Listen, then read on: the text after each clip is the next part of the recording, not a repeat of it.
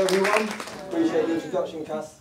And yeah, man, I speak at a lot of places, innit? And I'm finding myself in very unfamiliar rooms, but I feel like I'm at home today, you know what I mean? Like, I feel like I'm speaking to the people, you know what I mean?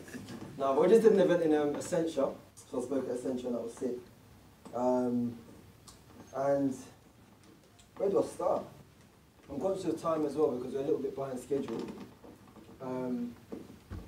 So I can't be too long.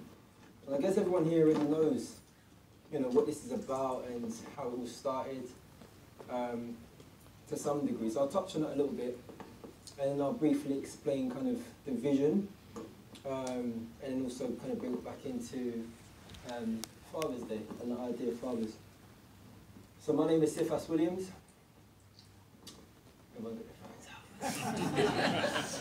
So my name is Cephas Williams. I'm the founder of 56 Black Men and also Drummer Boy Studios. And quite briefly, Drummer Boy Studios is a business I set up to really fight against gentrification.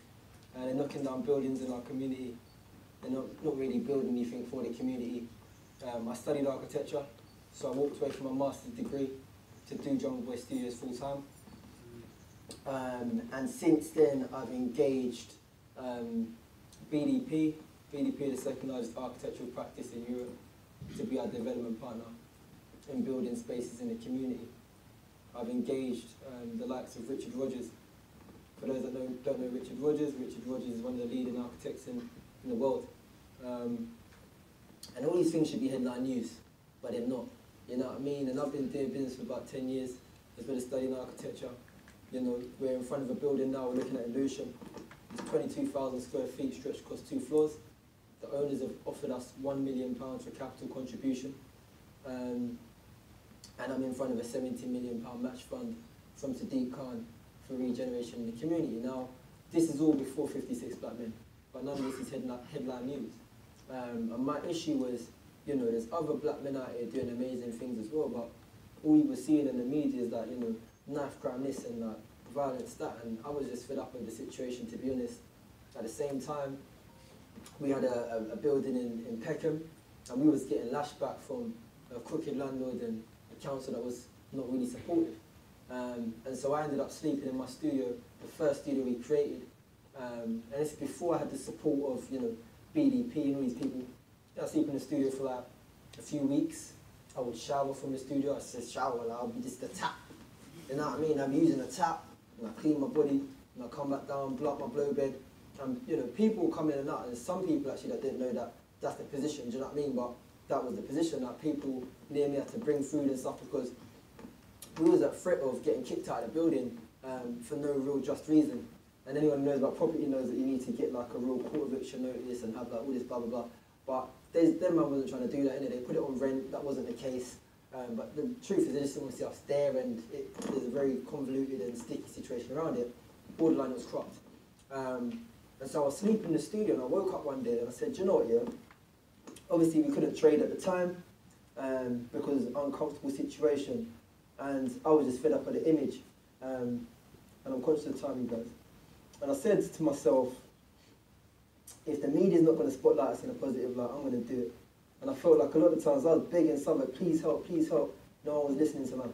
You know what I mean? Until like, I engaged a lot of my senior contacts, so Sadiq's team called the council, and you know, some of my senior contacts wrote to the leaders and that kind of stuff. And then they started to slow back. And I'm going to be real in it because a lot of people that try to hush my stories are like, bro, like, you don't say that stuff about us. But it's real. You know what I mean? And if I get to this position I'm in now and I start acting like it was all easy or telling you like a convoluted story, I don't do usual justice, and I don't do justice for the actual narrative and for, you know, the hope of the next generation, because it needs to change. And the fact is that someone that was doing even 5% of what I was doing should have been supported, but we're not. And I'm thinking like, my little bros out there, my little sisters, they ain't doing 5% of what I'm doing. They probably can't articulate their dreams as well as I can. And if I'm getting blocked at my position and my level, then them man don't stand a chance. And so this is where 56 was born from. And actually I sent a message out to the media and nobody wanted to spotlight the situation.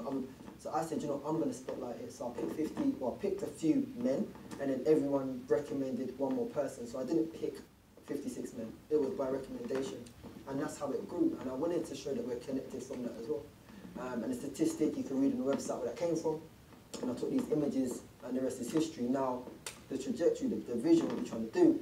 For me, the primary issue is the negative images that the media has shown over the years. Now, on the one hand, we can try and fight, you know, the politics. We can try and fight the powers that be all day long. But I feel like we're better served fighting the influence. Who influences the influences? What puts these things in people's minds? We need to take control of that narrative, and we need to change that narrative ourselves. And that's where the fight starts for me. And I think any great movement and any great campaign needs to be clear on what you're fighting against, or who you're fighting against, and who you're fighting for. And for us, it's very simple.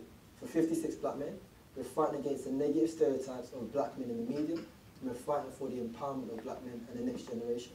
And there will be more things that are born from this. Yes, we're looking to give birth to a platform that cater to the wider black community. And I thought, obviously it's Father's Day, we've not done an event yet. It was very like last minute actually. You said, boom, let's do an event for Father's Day, do you know what I mean? Because, you know, that's a good time to bring the community together. And, you know, shout out to all the women in the room as well. Like, it's good to get a couple of women because yes, it's a conversation around men, but, you know, it involves our women as well, do you know what I mean? So we appreciate you. And we'll hear from some amazing men. Like, again, I'm the leader, I'm the visionary of this situation, but there were so many great men out here, do you know what I mean? And we're about to, like, you know, bring the whole thing down and everyone, do you know what I mean? Like, someone was telling me, bro, you should go into schools. Nobody goes into schools and talks. And I said, yeah, they do. You just don't know about them. So, in closing, I'm not interested in reinventing the wheel or trying to do everything. That's not what this platform is for. This platform is to empower and support and spotlight and promote other people and other black men so that we can actually have something that amplifies and takes the next generation. So it only made sense to bring it in with the Father's Day conversation and talk about positive aspects as well, and also open up as a safe space for us to discuss as a community because, you know, what we're on top of the 56 Black Men brand and organisation, behind the scenes a lot of doors have been open for years for me, but now even more so, and then publicly, like, it's a brand name that's really speaking for the black community. So if we discuss in this room and in more rooms that come as we grow, please keep coming to our events. I really think we stand a chance at really changing the narrative. And Kat is a great guy, he's going to be hosting today. Phenomenal individual, do you know what I mean? We've got some phenomenal speakers on the stage. And I just can't wait for you man to hear what they got to say. So thank you lot for coming, thank you for listening to me. Do you know what I mean?